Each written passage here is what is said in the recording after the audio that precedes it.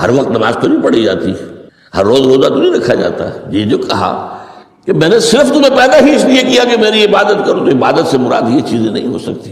یہ در حقیقت اس عبادت کے لیے سپورٹس ہے، جیسے 4 ستون ہیں ان پر چھت ہے، چھت کو سپورٹ دینے کے لیے ستون ہے۔ ستونوں کی معنویت ہی تب ہے جبکہ چھت ہو، ورنہ کیا کہیں گے کس لیے کھڑے کر دیے 4 ستون؟ پاگل پن ہے کوئی؟ کس لیے؟ What for? جب تک کہ چھت کا تصور نہ ہو۔ شامیانے کے لیے 4 آپ نے بانس کھڑے کیے ہیں، کس لیے؟ اس شامیانے کو سپورٹ کرنے کے لیے۔ تو اب اس میں جو مضمون آیا وہ یہاں بھی آ گیا اس حدیث میں، تو قرآن مجید کی آیت میں ایاک نعبد و ایاک نستعین، یہ ہے دوسری بات جس پر کہ آج کی ہماری مرکزی جو مضمون ہے وہ یہ حدیث۔ تجھ ہی سے مدد مانگتے ہیں اور مانگتے رہیں گے۔ اللہ تعالیٰ سے مدد مانگنا، اب آپ یوں سمجھیے کہ مدد جو مانگی جاتی ہے مختلف الفاظ استعمال ہو سکتے ہیں۔ استعانت وہ اس حدیث میں بھی آیا، قرآن میں بھی آیا سورہ فاتحہ میں، ایاک نستعین۔ استمداد مدد طلب کرنا، استنصار نصرت مانگنا، استدعاء کوئی دعا کرنا کسی کام کے لیے، استغاثہ کسی کی دعائی دینا، یہ تمام ایک قبیل کی چیزیں ہیں، ان کو جمع کر لیجیے استعانت۔ اب استعانت ایک تو ہے عام مادی دنیا کے اصول کے اندر میں کسی سے کہوں بھائی مجھے ذرا پانی پلا دینا، یہ بھی استعانت ہی ہو گئی نا، میں نے اپنی ایک ضرورت کو پورا کرنے کے لیے اسے مدد چاہیے، اس میں کوئی شرک نہیں، کوئی برائی نہیں، معلوم ہے یہ ایک عام مادی قوانین کے تحت ہوگا۔ یہ علیحدہ بات ہے کہ حضور کے بارے میں یہ آتا ہے صلی اللہ علیہ وسلم کہ آپ کبھی ایسے کام کے لیے بھی کسی کو نہیں کہتے تھے، یہاں تک کہ اگر آپ سواری پر ہوتے تھے اور آپ کا جو کوڑا ہے وہ نیچے گر گیا تو آپ اپنی سواری کو بٹھا کر یا اتر کر خود کوڑا اٹھاتے تھے، کسی سے کہتے نہیں تھے کہ مجھے ذرا اٹھا دو۔ تو یہ استدعاء، استعانت، استمداد، اس میں ایک درجے ہیں، بڑے اونچے اونچے درجے بھی ہیں، لیکن عام حالات میں ہم مادی قوانین کے تحت اگر کوئی مدد چاہے کسی سے تو کوئی بری بات نہیں، اس میں کوئی شرک نہیں، اس میں کوئی کفر نہیں، اگرچہ بعض حضرات کے نزدیک اس کا ایک درجہ ہے وہ میں بعد میں بیان کروں گا۔ لیکن یہ کہ ماورائی انداز میں کسی غیر مرئی حقیقی یا موہومہ شخصیت سے مدد مانگنا یہ شرک۔ غیر مرئی حقیقی فرشتے ہیں، غیر مرئی ہے حقیقی، موہومہ جنہوں نے گاڈز اینڈ گاڈیسز اور آلہہ بنا لیے، دیویاں دیوتیاں بنا لیے، یہ موہومہ ہے، ان کے وہم کی پیداوار، وہ بھی غیر مرئی ہے، وہ انہوں نے تصویریں بنا دی ہیں پوجنے کے لیے، لیکن وہ یہ کہتے ہیں کہ یہ تصویریں جو ہم نے بنائی ہیں یا یہ مجسمے بنائے ہیں، بت بنائے ہیں، یہ صرف توجہ کے ارتکاز کے لیے ہے تاکہ پورا مراقبہ کر سکے، ہم اپنی توجہ کو مرکوز کر سکیں۔ ہمیں بھی پتہ ہے کہ ان بتوں میں کچھ نہیں ہے۔ ایک عام ہندو ہے بیچارہ، عام جاہل دیہاتی، وہ تو یہی سمجھتا ہوگا کہ اسی میں ہے سب کچھ، اس بت ہی کے اندر ہے۔ لیکن جو پڑھے لکھے ہندو ہیں، جو تعلیم یافتہ لوگ ہیں، ڈاکٹر رادھا کرشنن بہت بڑا فلسفی تھا، جو آپ کو معلوم ہے بھارت کا صدر رہا ہے، بہت بڑا فلسفی، تو اس کی ایک کتاب ہے انڈین فلسفی پہ، اتنی موٹی موٹی 2 جلدیں ہیں اور بڑی باریک ٹائپ کی، اس میں اس نے کہا کہ ہم ان بتوں میں کچھ نہیں سمجھتے، یہ تو صرف کنسنٹریشن، توجہ کو مرکوز کرنے کے لیے ہم نے ان کو بنا لیا ہے تاکہ ان کے ساتھ ایک ذہنی اور روحانی رشتہ قائم کرنے کے لیے اپنی توجہات کو مرکوز کر سکیں۔ بہرحال یہ میں نے بتایا، ایک ہے غیر مرئی حقیقی، ایک ہے غیر مرئی موہومہ۔ غیر مرئی حقیقی میں فرشتے بھی ہیں، معلوم ہے یہاں موجود ہیں، کرامن کاتبین ہیں، لیکن میں یہ نہیں کہہ سکتا کہ ذرا میری یہ مشکل دور کر دو، اس فرشتے سے میں مخاطب نہیں ہو سکتا، یہ شرک ہو جائے۔ حالانکہ ہمیں معلوم ہے فرشتہ ہے، فرشتے تو اس وقت ہمارے اس مجمع کو گھیرے ہوئے ہیں، حضور کی حدیث ہے، مجتمع قوم فی بیت من بیوت اللہ یتلون کتاب اللہ ویدارسونہ بینہم الا حفتہم الملائکہ وغشیتہم الرحمہ۔ جب بھی کبھی میرے گھروں سے کسی گھر میں میرے بندے جمع ہوتے ہیں قرآن کو پڑھنے اور سمجھنے کے لیے، سمجھنے سمجھانے کے لیے، تو فرشتے ان کے گرد گھیرا ڈال لیتے ہیں اور ان پر رحمت چھا جاتی ہے اور سکینت ان پر آسمان سے نازل ہوتی ہے، اور اللہ تعالیٰ ان کا ذکر کرتا ہے فی من عندہ۔ دیکھو اے فرشتو، تم تو کہتے تھے نا کہ اے اللہ تو یہ خلیفہ بنانے چلا ہے آدم، یہ تو دنیا میں فساد مچائے گا، دیکھو وہ میرے بندے وہ کیا کر رہے ہیں۔ اللہ تعالیٰ ذکر کرتا ہے ان کا اپنی اس مجلس میں، وہ جو ملأ اعلیٰ کی مجلس ہے، جو اللہ تعالیٰ کے قریب ترین جو فرشتے ہیں ان میں، تو فرشتے ہیں لیکن مدد نہیں مانگی جا سکتی۔ اسی طرح اب ذرا مسئلہ دوسرا وہ مختلف ہی ہو جائے گا۔ میں نے پہلے وہ بات کی جس میں اختلاف کا امکان ہے، فرشتے تو ہیں، ان پر ہمارا ایمان ہے، اور اصل میں ایمان بالملائکہ ہی کی شکل بگڑی ہے۔ یہ جو گاڈز اور گاڈیسز بنا لیے گئے اور دیوی اور دیوتا بنا لیے گئے اور آلہہ بنا لیے گئے، ملائکہ ہی کی، ملائکہ کو اللہ نے ایک ایک کام کے اوپر معمور کیا ہوا ہے۔ یہ پہاڑوں کا فرشتہ ہے، یہ بارش کا فرشتہ ہے، یہ فلاں کا فرشتہ ہے، انہوں نے انہی کو دیوتا بنا لیا۔ بس غلطی کیا لگی کہ ان کا کوئی اختیار بھی ہے۔ ہمارا ایمان کیا؟ فرشتوں کا اختیار کوئی نہیں، یفعلون ما یؤمرون، جو اللہ حکم دیتا ہے کرتے ہیں، ان کا کوئی اختیار نہیں۔ بس یہ باریک سا پردہ ہے، یہی ایمان بالملائکہ بن گیا ہے، دیویوں دیوتاؤں کی شکل اختیار کرنی۔ عرب کے لوگ خدا کی بیٹیاں کہتے تھے، وہ یہ فرشتے خدا کی بیٹیاں ہیں، ان کے نام پر لات، یہ مؤنث نام ہے، لات، عزا عزیز کا مؤنث ہے، منات یہ سب مؤنث نام ہے، یہ دیویاں ہیں، یہ اللہ کی بیٹیاں ہیں، فرشتے ہیں اصل۔ تو میں نے کہا کہ پہلے میں نے بات کی ہے وہ غیر مرئی کہ جو یقینی ہیں، متفق علیہ ہیں، فرشتے ہیں۔ ایک ہے مختلف فی، وہ یہ ہے کہ اولیاء اللہ کی ارواح بھی، ان کو بھی یہ، اگر یہ قول امام الہند شاہ ولی اللہ دہلوی کا نہ ہوتا تو میں کبھی اس کو تسلیم نہ کرتا۔ ان کا قول ہے کہ اللہ تعالیٰ اپنے جو بڑے محبوب بندے ہوتے ہیں ان کے انتقال کے بعد ان کی ارواح کو بھی فرشتوں کے جو درجہ اسفل ہے، سب سے نچلے درجے کے جو فرشتے ہیں ان میں شامل کر دیتا ہے، اور اللہ کے احکام کی جیسے تنفیذ وہ فرشتے کرتے ہیں وہ بھی کرتے ہیں۔ اب یہ مختلف ہی مسئلہ ہو گیا، سب کے نزدیک نہیں ہے ایسا، لیکن یہ کہ بعض کے نزدیک شاہ ولی اللہ کہہ رہے ہیں تو اس کو تو ہم اٹھا کر ردی کی ٹوکری میں تو نہیں پھینک سکتے بات، لیکن ان کو بھی نہیں پکارا جائے گا۔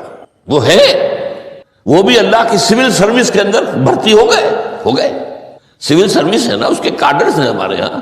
پٹواری سے آپ چلیں گے تو ریونیو کا محکمہ جو ہے، پٹواری پر گرداور اور گرداور سے گرداور، قانون گو اور اس سے اوپر اور نائب تحصیلدار، یہ چلے گا۔ تو فرشتوں کے بھی گریڈ ہیں، طبقہ اسفل، طبقہ اعلیٰ۔ تو اگر اللہ تعالیٰ اپنے نیک بندوں کی ارواح کو بھی اس میں شامل کر دے تو ہمیں کیا اعتراض ہے؟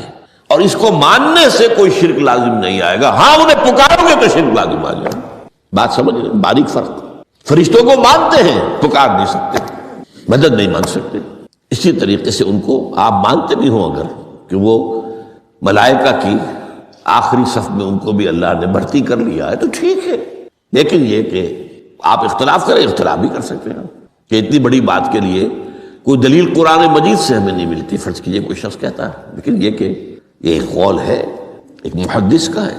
لیکن میں نے جو بات فرق جو بتا رہا ہوں، ان کو یہ مان لینا کہ فرض کیجئے شیخ عبد القادر جو ہے بغدادی گیلانی رحمۃ اللہ علیہ، ان کی روح اب کہیں آ سکتی ہے، ارواح آ سکتی ہے، جیسے ملائکہ آ سکتے ہیں، آ سکتی ہے، روح محمدی صلی اللہ علیہ وسلم آ سکتی ہے، لیکن ہم اس وقت محمد کو پکاریں گے نہیں، پکارا تو شرک ہو جائے گا، دعوت جب دعا کی تو شرک ہو جائے گا۔ تو یہ ذرا باریک سا فرق ہے جو ہمارے ہاں اس فرق کو نہ سمجھنے کی وجہ سے ہی یا تو انکار کر دیتے ہیں سرے سے، روح آ ہی نہیں سکتی، اور یا یہ کہ پھر ان سے دعائیں اور استدعاء اور استغاثہ، تو یہ دونوں میں جو ہے انتہا ہو جاتی۔ اچھا، دنیا کے قانون کے تحت بھی جو میں نے کہا تھا، میں بتاؤں گا کہ اس کا بھی ایک مرتبہ ہے۔ آپ نے کسی شخص سے ایک کام کے لیے کہا، وہ کام دنیا کے قوانین کے تحت ہے۔ فرض کیجیے آپ کسی سے کہتے ہیں میری فلاں جگہ پر سفارش کر دیجئے، میرا یہ مسئلہ ہے، 100% درست ہے، لیکن یہ کہ فرض کیجئے کہ میرا جو مدعا علیہ ہے یا جو میرا مد مقابل ہے وہ چرب زبان ہے زیادہ، یا وہ اس نے کوئی لمبی چوڑی سفارش جو ہے فراہم کر دی ہے، تو آپ بھی میری بات رکھ لیں۔ قرآن مجید میں آیا ہے سورہ نساء، من یشفع شفاعۃ الحسنۃ، اچھی شفاعت کرنا، صحیح بات، تو اس کے اندر اللہ تعالیٰ نے اجر و ثواب رکھا ہے۔ اب آپ نے ایک دفعہ کہا، اس نے نہیں کیا، دوسری دفعہ کہا نہیں کیا، پھر کہا، تو یہ میں ایک بزرگ کا قول آپ کو بتا رہا ہوں کہ یہ شرک ہو جائے گا۔ ایک دفعہ کہا ٹھیک ہے یہ سوال ہے، دوسری دفعہ کہا یہ بھی چلیے معاف، اب تیسری دفعہ، اس کا مطلب یہ کہ آپ نے یہ بات سمجھ لی ہے کہ آپ کا خیر اسی کے ہاتھ میں ہے، اور یہ شرک خفی ہو جائے گا۔ ٹھیک ہے آپ نے کہا اگر وہ کر دے ٹھیک، کوئی اعتراض نہیں. تو یہ باتیں بھی سمجھنے کی ہیں، کیونکہ آدمی جو ہے اگر پیچھے پڑ جاتا ہے کہتا رہتا مطلب معلوم ہوا کہ اس کے ذہن میں یہ بات بیٹھ گئی ہے کہ تمہارا خیر جو ہے، تمہاری بھلائی اسی کے ہاتھ میں نہیں. بہرحال اس تمہید کے بعد اب ہم پڑھ رہے ہیں. حضرت ابن عباس فرماتے ہیں رضی اللہ تعالی عنہ، کنت خلف النبی یوما صلی اللہ علیہ وسلم، ایک دن میں حضور کے پیچھے تھا. اب پیچھے ہونے سے کیا مراد ہے؟ گمان غالب یہ ہے کہ سواری پر، جس کو ردیف بھی کہتے ہیں. واللہ عالم یہ بھی ہو سکتا ہے کہ چلتے ہوئے پیچھے پیچھے چل رہے ہیں ادب کے ساتھ. چچا زاد بھائی ہیں لیکن عمر میں تو بہت چھوٹے ہیں، نوجوان ہیں. اس کیفیت میں حضور نے اب ان سے خطاب کیا، یا غلام، اے نوجوان، اے لڑکے کہا، اے لڑکے، وعلمک کلمات، میں تمہیں تلقین کرتا ہوں چند کلمات. اب یہ ہے حضور کا طریقہ تربیت و تعلیم و تزکیہ. وہاں کوئی مدرسے نہیں تھے، وہاں کوئی درس کی محفلیں تو نہیں ہوتی تھی. محفل تو ایک ہی ہوتی تھی ہفتے میں، اور وہ جمعے کا اجتماع ہے. باقی حضور کی صحبت ہے، فجر کی نماز کے بعد بھی آپ بیٹھے ہیں، صحابہ بھی بیٹھ کے ہیں، کچھ گفتگو ہو رہی ہے. اسی میں تربیت، اسی میں تعلیم، اسی میں تزکیہ. وہ علیحدہ ذکر کے حلقے جو ہے وہ ضربے مارنے کے لیے یہ تو نہیں تھے. یہ تو بات کی ایجاد ہے، میں تو سب مانتے ہیں کہ یہ بات کی ایجاد ہے، یہ مصنوع چیزیں نہیں. بہرحال حضور نے اے لڑکے یا اے بیٹے، جو بھی آپ اس کا ترجمہ کریں، میں تمہیں چند باتیں سکھاتا ہوں. مطلب کیا ہے؟ وعلمک کلمات، توجہ سے سنو، غور سے سنو، حفظ جان بنا لو. احفظ اللہ یحفظک، پہلا کلمہ، اللہ کی حفاظت کرو وہ تمہاری حفاظت کرے گا. اب اس سے مراد کیا ہے؟ عام طور پر سمجھا گیا ہے کہ اللہ کے احکام کی حفاظت کرو، کوئی حکم ٹوٹنے نہ پائے، وہ تمہاری حفاظت کرے گا. اور ایک مفہوم یہ بھی ہو سکتا ہے، اللہ کو اپنے دل میں محفوظ رکھو، اس کی یاد سے اس دل کو، اس خانہ قلب کو خالی نہ ہونے دو، مستحضر رکھو اللہ کو اپنے دل میں، تو اللہ تمہاری حفاظت کرے گا، اللہ تمہیں یاد رکھے گا. اور حدیث قدسی میں یہ الفاظ آئے، میرا بندہ جب مجھے اپنے دل میں یاد کرتا ہے میں بھی اسے اپنے دل میں یاد کرتا ہوں.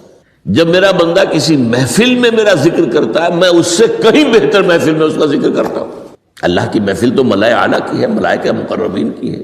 وہ جو امیر خسرو کا شعر ہے وہ پتہ نہیں کس کیفیت میں انہوں نے کہا ہے، خدا خود میر محفل بود اندر لا مکان خسرو، محمد شم محفل بود شب جائے کہ من بودم. اے خسرو، رات میں جہاں تھا وہ رات کوئی کیفیت تھی جو گزری ہے، وہ ایک لا مکان کی محفل تھی. اب مکان نہیں ہے، لا مکان ہے، مادی نہیں ہے. وہ اس کی محفل میں میر محفل اللہ تھا اور شمع محفل محمد تھے صلی اللہ علیہ وسلم. خدا خود میر محفل بود اندر لا مکان خسرو، محمد شمع محفل بود شب جائے کہ من بودم. بہرحال اللہ کو تم اپنے دل میں مستحضر رکھو، اللہ تعالیٰ تمہیں بھی یاد رکھے گا. دوبارہ فرمایا احفظ اللہ تجدہ امامک تجاہک، اللہ کو یاد رکھو تو اپنے سامنے موجود پاؤ گے. جب چاہو دعا کرو. وہ جو بات کہا ہے کہ دل میں ہے، جب چاہو مخاطب ہو جاؤ. دل کے آئینے میں ہے تصویر یار، جب ذرا گردن جھکائی دیکھ لی، کہیں دور تو نہیں ہے. نحن اقرب الیہ من حبل الورید. تمہارے دل میں اللہ ہے تو کہاں جا رہے ہیں اس کو ڈھونڈنے کے لیے؟ اپنے دل میں. وہ جو بے دل نے کہا ہے، ستم استگر حوست کا شبد کہ بے سیر سر وہ سمندرا، تجھے غنچہ کم نہ دمیدہ در دل کشا بچمندرا. بڑے ستم کی بات ہے کہ تمہارا دل کہتا ہے چلو ذرا باغیچے میں چلو، پھولوں کی سیر کرو، یہ گلاب کا پھول ہے، یہ موتیا ہے، یہ سیر. ستم است، بڑے ستم کی بات ہے. کیوں یہ ستم کیا ہو گیا اس میں؟ ستم است گر حوست کا شد، تمہاری خواہش تمہیں کھینچتی ہے کہ بے سیر سر و سمندرا، سر و سمند، ذرا ان کی سیر کرنے کے لیے آؤ. تجھے غنچہ کم نظر، تو خود ایک غنچہ ہے، تو خود ایک پھول ہے اللہ کا بنایا ہوا، اشرف المخلوقات. وہ اشرف المخلوقات سے بڑا کوئی پھول ہو سکتا ہے؟ تجھے غنچہ کم نہ دمیدہ در دل کشا، اپنے دل کا دروازہ کھولو، بچمن درا، اس کے اندر جو چمن آباد ہے وہ کیا ہے؟ روح ہے. دل مسکن ہے قلب، قلب مسکن ہے روح کا. تو احفظ اللہ تجدہ امامک یا تجاہک، اپنے سامنے موجود پاؤ. اذا سالت فاسأل اللہ. اب آ گیا وہ مرکزی مضمون. دیکھو جب مانگو اللہ سے مانگو، غیر اللہ کے سامنے ہاتھ دراز کرو ہی مت. ایک حدیث میں آتا، یعنی حرام نہیں ہے، دنیاوی قواعد اصول قوانین کے تحت کسی سے مدد چاہنا، کوئی سوال کرنا حرام نہیں ہے۔ وہ تو میں نے کہا کہ اس پر اصرار آپ کریں گے تو اس میں بو پیدا ہو جائے گی، بدبو پیدا ہو جائے گی شرک کی، لیکن آپ سوال کریں، مدد لیں، اسی پر دنیا قائم ہے، ایک دوسرے کے ساتھ تعاون کے ساتھ۔ لیکن اونچا مقام کیا ہے؟ کسی سے سوال مت کرو سوائے اللہ کے، یہاں تک کہ جوتے باندھنے کا تسمہ تمہیں درکار ہے تو بھی کسی سے مت مانگو، اللہ سے مانگو۔ کیا پتہ اللہ کس کے دل میں ڈال دے اور وہ آ کے تمہیں تسمہ پیش کر دے۔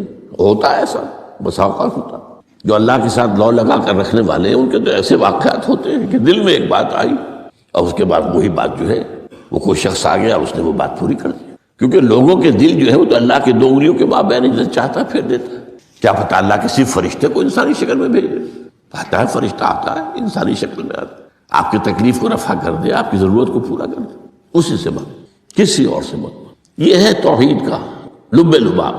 یوں سمجھیے اسلام کی جڑ کیا ہے؟ ایمان۔ اسلام کا جو خارجی نظام عمل ہے، انفرادی اعمال ہو، اجتماعی ہو، ان سب کی روح رواں کیا ہے؟ ایمان۔ ٹھیک، ایک بات ہو گئی۔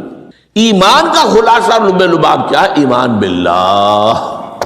جیسے ایمان بالآخرہ بھی ہے، ایمان بالملائکہ ہے، ایمان بالانبیاء ہے، ایمان بالرسل ہے، ایمان بالکتب ہے، ایمان بالقدر ہے، لیکن اصل ایمان، اسی لیے ایمان مجمل میں آپ کو معلوم ہے کسی اور چیز کا ذکر نہیں۔ آمنت باللہ کما ہوا باسمائہ وصفاتہ وقبلت جمیع احکامہ اقرار باللسان وتصدیق بالقلب۔ یہ ایمان مجمل ہے، اجمالی طور پر ایمان اس کا نام ہے۔ ہاں مفصل تفصیلی طور پر آمنت باللہ وملائکتہ وکتبہ ورسلہ والیوم الآخر والقدر خیرہ وشرہ من اللہ تعالی والبعث بعد الموت۔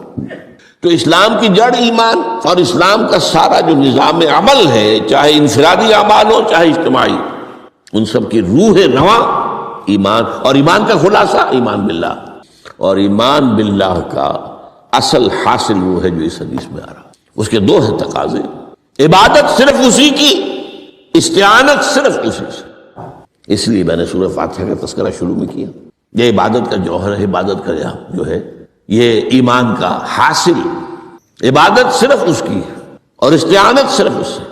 استعانت ہی میں سوال بھی آ گیا، یہ بھی مدد ہے، آپ کسی سے کچھ مدد مالی چاہ رہے ہیں یا کوئی اور مدد چاہتے ہیں، کسی کام میں مدد چاہتے ہیں، جیسے میں نے کہا تھا کہیں سفارش کرانا چاہتے ہیں، یہ بھی مدد ہے۔ وَإِذَا اسْتَعَنْتَ فَاسْتَعِنْ بِاللَّهِ، اور جب مدد مانگو صرف اللہ سے مانگو۔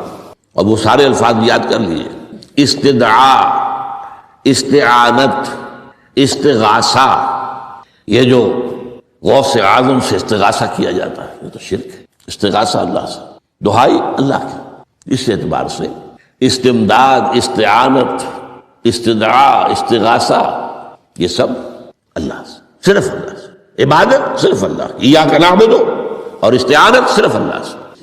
اذا سألت فاسأل اللہ واذا استعنت فاستعن باللہ واعلم۔ اب یہ جو آخری ٹکڑا آ رہا ہے، حدیث نمبر 4 تھی وہ عبداللہ ابن مسعود رضی اللہ تعالیٰ عنہ، اس میں بھی مضمون جو آیا وہ یہاں پر دوبارہ آ رہا ہے۔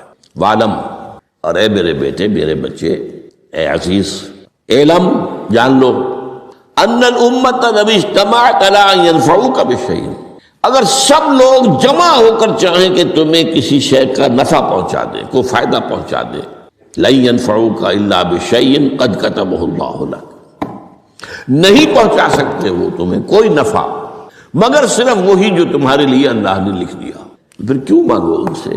یہ تو فعل عبث ہو گیا، بیکار بات ہو گئی، ان کے ہاتھ میں کچھ ہے ہی نہیں۔ لہذا یہ جان لو، سب لوگ مل کر چاہیں کہ تمہیں کوئی نفع پہنچا دیں، نہیں پہنچا سکتے مگر وہی کچھ جو اللہ نے تمہارے لیے اگر لکھ دیا ہے تو مل جائے گا، ورنہ نہیں۔ آپ اندازہ کیجئے کہ جو شخص اس سطح پر آ جائے اس میں کتنا استغنا ہوگا، کسی کے سامنے پیشانی رگڑے گا اپنی، کسی کے سامنے ہاتھ پھیلائے گا، کسی کے سامنے اپنی عزت نفس کو ہتھیلی پر رکھ کر پیش کرے گا۔ تم نے سوال کیا تو عزت نفس تو تم نے اس کے سامنے پیش کر دی، اب وہ چاہے تو کچھ اس کا لحاظ کر لے، چاہے تو ٹھوکر مار دے تمہاری عزت نفس کو۔ یہ وہ مقام ہے جب مانگو صرف اللہ سے، جب مدد طلب کرو صرف اللہ سے، اور جان لو اگر تمام لوگ جمع ہو کر تمہیں کوئی فائدہ پہنچانا جائے نہیں پہنچا سکتے، الا بشیء قد کتب اللہ لک وان اجتمعوا، الا ان یضروک بشیء لم یضروک الا بشیء قد کتب اللہ علیک، اور اگر سب مل کر چاہیں تمہیں کوئی نقصان پہنچا دے نہیں پہنچا سکتے مگر وہی کچھ جو اللہ نے تمہارے لیے لکھ دیا۔ اب بتائیے خوف کی جڑ کٹ جائے گی کہ نہیں؟ یہ جو ایمان جو ہے یہ خوف اور حزن دونوں سے نجات دلانے والی بات ہے۔ جو حقیقی مومن ہے وہ اللہ کا ولی ہے، حقیقی مومن وہ اللہ کا ولی ہے۔ اور الا ان اولیاء اللہ لا خوف علیہم ولا هم يحزنون، یہ اولیاء اللہ کو علیحدہ مخلوق نہیں ہے، کوئی ان کے سر پہ سینگ نہیں ہوتے، انسان ہی ہوتے ہیں، لیکن حقیقی معنی میں مومن ان اعتبارات سے جو آج ہم پڑھ رہے ہیں ایمان اس درجے کا پہنچ گیا تو اللہ کا ولی ہے۔ اور ان لوگوں کے لیے خوف کس بات کا ہوگا؟ کس سے خوف کروں؟ اس کے ہاتھ میں کچھ ہے ہی نہیں، اور اگر کچھ اللہ نے میرے لیے لکھ دیا وہ آ کر رہے گا، چاہے میں لاکھ گڑ گڑاؤں اس کے سامنے کہ مجھے چھوڑ دے، اگر اللہ نے لکھا وہ آئے وہ تو آئے، تو کاہے کو اس کے سامنے گڑ گڑانا، کاہے کو جب بسائی کرنا اس کے سامنے، اور کسی کے ہاتھ میں کچھ ہے ہی نہیں، میرا خیر ہے ہی نہیں، کاہے کو خوشامد کروں اس کی۔ اور سنیے رفعت الاقلام، دیکھو نوجوان قلمیں اٹھا لی گئی ہیں، وجفت الصحف، اور جو رجسٹر ہیں صحیفے ان کی سیاہی خشک ہو چکی ہے۔ یہ ہے وہ اللہ کا علم قدیم جس میں ہر شے لکھ دی گئی، اس کے قلم اٹھا لیے گئے۔ وہ جیسے آپ کو معلوم ہے امتحان ہوتا تھا 3 گھنٹے ختم ہو گئے، اسٹاپ رائٹنگ، بس اب قلم رک جانا چاہیے۔ وہ قلم تو تقدیر کا کاتب جو ہے وہ قلم اس کا اب اٹھا لیا گیا، اور جو صحیفے جن پر کہ لکھا گیا وہ خشک بھی ہو گئے۔ یہ تو روایت ہے جو امام ترمذی نے جس کو روایت کیا، یہ متن ان کا ہے جو ہم نے پڑھا ابھی، اور ان کا قول یہ ہے کہ یہ حدیث حسن صحیح ہے، لیکن یہی روایت اور انہی راوی سے عبداللہ ابن عباس سے رضی اللہ تعالیٰ عنہما اور بھی محدثین نے کی ہے، تو اس میں سے ایک اور متن جو ہے وہ یہاں پر امام نووی نے دے دیا ہے۔ احفظ اللہ تجدہ امامک، یہ تو پہلا وہ ٹکڑا تھا، وہ تجاہک تھا، یہاں امامک ہے، امام مطلب ایک ہی ہے، اپنے سامنے پاؤ گے۔ اللہ کی حفاظت کرو، اللہ کو دل میں، اللہ کی یاد کو محفوظ رکھو، گویا کہ اللہ کو مستحضر رکھو۔ ذکر اللہ کے معنی کیا ہے؟ استحضار اللہ فی القلب، یہ ذکر اللہ ہے۔ جنہیں ہم ذکر سمجھ بیٹھے ہیں وہ ذکر کے ذریعے ہے۔ اقیم الصلاۃ لذکری، نماز قائم کرو میری یاد کے لیے، نماز ذریعہ ہے یاد کا۔ یہ علیحدہ بات ہے کہ آپ نے 17 رکعتیں بھی پڑھ لی ہو جو عشاء کی، اور یاد آپ کو آئی ہی نہیں کوئی، آپ تو ایک میکینیکل انداز میں جو ہے وہ اٹھک بیٹھک کر رہے ہیں، اور آپ کی زبان سے کچھ بھی نکل رہا ہے، تو اس کا آپ کے شعور سے، دل کی گہرائی سے کوئی رابطہ ہے ہی نہیں، وہ ذکر تو نہیں ہوا۔ ہاں نماز فرض تھی وہ ادا ہو گئی، آپ کی فرض ادا ہو گئی۔ تو جنہیں ہم نے ذرائع، جنہیں ذکر سمجھا وہ ذرائع ذکر ہے، اللہ اللہ سبحان اللہ زبان سے، یہ تاکہ اس کے نتیجے میں وہ ذکر حاصل ہو جائے۔ استحضار اللہ فی القلب، ذکر کے معنی ہے استحضار اللہ فی القلب۔ تعرف الی اللہ فی الرخاء، اور دیکھو کشادگی کے وقت میں تم اللہ کو یاد رکھو، اللہ کی طرف رجوع کیے رہو، بھول نہ جاؤ۔ وہ نہ ہو جو کبھی کہا تھا، بہادر شاہ ظفر کے اشعار میں سے بہت زور کا شعر ہے، ظفر آدمی اس کو نہ جانیے چاہے کتنا ہی ہو فہم و ذکا، جسے عیش میں یاد خدا نہ رہی، جسے تیش میں خوف خدا نہ رہا۔ وہ ہے کشادگی کی حالت میں، جب کہ تمہارے لیے کشادگی ہے، اللہ کی طرف رجوع کیے رکھو۔ یعرف کا فی الشدہ، تو اللہ اپنی توجہ تم پر رکھے گا شدت کے وقت میں، جب تمہیں کوئی تکلیف ہے، اس تکلیف کو تم پر آسان کر دے گا۔ تکلیف تو آنی ہے، جو لکھی ہوئی ہے وہ تو آئے گی، لیکن یہ کہ اللہ تعالیٰ اس کی شدت کو، ایک ہی چیز ہے جس کو ایک انسان بہت شدت کے ساتھ محسوس کر رہا ہے، دوسرا آدمی اتنا نہیں محسوس کر رہا ہے، احساس کا معاملہ ہوگا نا۔ وہ تو اصل میں اگر انسان کی نروز کٹی ہوئی ہے تو احساس ہوگا ہی نہیں، سرے سے ہی نہیں ہوگا۔ تو اس اعتبار سے اللہ تعالیٰ تمہارے لیے وہ شدت کی کمی کر دے گا۔ وَعْلَمْ أَنَّمَا أَخْطَأَكَ لَمْ يَكُنْ لِيُصِيبَكَ، اور جان لو جو چیز تم سے چھوٹ گئی ہے، رہ گئی ہے، وہ ہرگز تمہیں ملنے والی نہیں تھی۔ اب آپ نے کسی ملازمت کے لیے درخواست دی ہے، درخواستیں مانگی گئی ہیں، اپنی سی محنت کر لی، نہیں ملی ملازمت، اب آپ بیٹھے ہوئے افسوس میں، رنج میں، غم میں، فلاں نے یہ کر دیا، فلاں نے یہ کر دیا، وہ فلاں جو ہے بڑی تکڑی سفارش لے آیا تھا، فلاں نے رشوت دے دی۔ چھوڑو میاں اس کو، وہ تمہارے لیے نہیں تھی۔ کاہے کو اپنے ذہن کے اندر یہ کھچڑی پکا رہے ہو بیٹھے ہوئے؟ خامخواہ آپ شاید سوء ظن میں بھی مبتلا ہو رہے ہو، کسی نے نہ رشوت دی اور آپ سمجھتے ہو کہ رشوت دی ہے اس نے۔ یہ ساری چیزیں جو ساری سیئات ان کی جڑ کٹ جائے گی۔ وعلم، انما اخطاک لم یکن لیصیبک وما اصابک، اور جو چیز تم پر آ گئی لم یکن لیخطئک، ہو ہی نہیں سکتا تھا کہ وہ تم پر نہ آتی۔ یہ کر لیتا تو ہو جاتا، شاید یہ کر لیتا، میں نے ٹیکا پہلے لگوا لیا ہوتا تو یہ بات نہ ہوتی۔ بھائی وہ جو ہونا تھا وہ ہونا تھا۔ اب یہ وہ چیز ہے جس سے انسان میں کیفیت پیدا ہوتی، تسلیم و رضا۔ ہم بھی تسلیم کی خو ڈالیں گے، بے نیازی تیری عادت ہی صحیح، اے اللہ جو تو نے چاہا مجھے قبول ہے۔ اسی لیے میں نے آپ کو آیتیں سنائیں سورہ تغابن کی، ما اصاب من مصیبت الا باذن اللہ، کوئی مصیبت نہیں آتی مگر اللہ کے اذن سے۔ ومن یؤمن باللہ یہد قلبہ، جو اللہ پر ایمان رکھتا ہو اللہ اس کے دل کو ہدایت دے دیتا ہے۔ ہدایت کس بات کی؟ تسلیم و رضا۔ ستمست گر حوست کا شد کہ میں سر سرو سمندرا، نہیں یہ دوسرا شعر میں پڑھنا چاہتا تھا۔ سر دوستاں سلامت کہ تو خنجر آزمائی، نہ شبد نصیب دشمن کے شبد ہلا کے تیغت۔ اے اللہ تیری طرف سے ہے، مجھے قبول ہے، اور بظاہر مجھے تکلیف ہو رہی ہے لیکن یقیناً اس میں میرا کوئی خیر ہے۔ یدک الخیر، تیرے ہاتھ میں تو خیر ہی خیر ہے، جو بھی تیری طرف سے آئے۔ سر تسلیم خم ہے جو مزاج یار میں، اور یہ مضمون جو ہے زیادہ بڑے پیمانے پر سورہ حدید میں آیا ہے۔ ما اصاب من مصیبت فی الارض ولا فی انفسکم الا فی کتاب من قبل ان نبرأہا، کوئی مصیبت نہیں آتی نہ تمہاری جانوں میں نہ زمین میں، زمین میں زلزلہ آ جانا، سیلاب آ جانا، کچھ اور زمین کا دھنس جانا، یا یہ ہے کہ تمہاری جانوں میں کوئی بخار ہو گیا، کوئی اور تکلیف ہو گئی، اچانک معلوم ہوا کہ صاحب جو کینسر ہے، اور کینسر بھی اب 3rd سٹیج کو پہنچ چکا ہے، لیکن جو بھی آیا ہے وہ اللہ کے علم قدیم کی کتاب میں پہلے سے لکھا ہوا ہے۔ فی کتاب من قبل ان نبرأہا، یہ ایک کتاب میں درج ہے اس سے پہلے کہ ہم اسے ظاہر کریں۔ اس کا نتیجہ کیا نکلنا چاہیے؟ لیکن لا تاسوا علی ما فاتکم ولا تفرحوا بما آتاکم، افسوس نہ کیا کرو جو تم سے جاتا رہے، چھوٹ جائے، کوئی عزیز فوت ہو گیا، کوئی موقع ہاتھ سے نکل گیا، ارے بھائی میں چوک گیا، بڑا موقع تھا، اب اس پر افسوس کر رہے ہیں۔ نہیں، جو چیز دیکھیں لا تاسوا علی ما فاتک ولا تفرحوا بما آتاک، جو اللہ تمہیں دے دے اس پر اتراؤ مت۔ وما اصابک لم یکن لیخطئک واعلم ان النصر مع الصبر، اور جان لو اللہ کی مدد صبر کے ساتھ آتی، جو آئے اس کی طرف سے جھیلو۔ زبان پر کلمہ شکوہ اور شکایت نہ آئے، اللہ سے شکایت نہ آئے، تسلیم و رضا، جو تیری رضا ہے۔ تیری صحت ہمیں منظور ہے، لیکن اس کو مولانا محمد علی جوہر ایک مرتبہ جیل میں گئے، ایک بیٹی بیمار ہوئی، فوت ہو گئی، اس کے بعد دوسری مرتبہ پھر جیل میں گئے، دوسری بیٹی کو وہی بیماری ہوئی، جیل میں اطلاع ملی کہ بیٹی کو یہ بیماری ہو گئی ہے، تو خط لکھا ہے اشعار کی شکل میں، اس کا آخری شعر یہ ہے